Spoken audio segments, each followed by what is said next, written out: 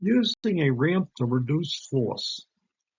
We're going to do this with an energy and work uh, point of view.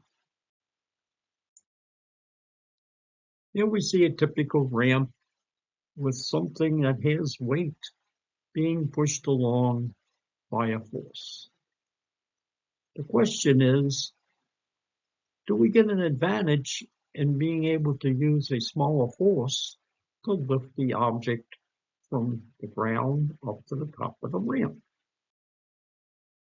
If an object is pushed up a ramp to a height h, how much force is needed if the ramp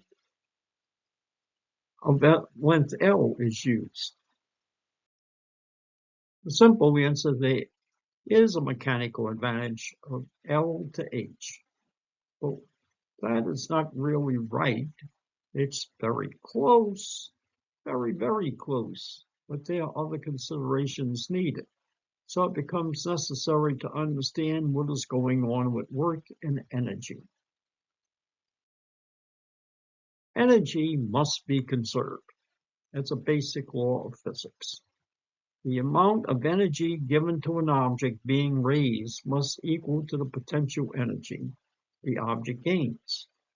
The potential energy, mass times the acceleration of gravity, which ends up being the weight, times the height, where mg is the weight of the object and h is the height of the object is raised. An object moves up a ramp, the bottom surface of the object and the surface over which it goes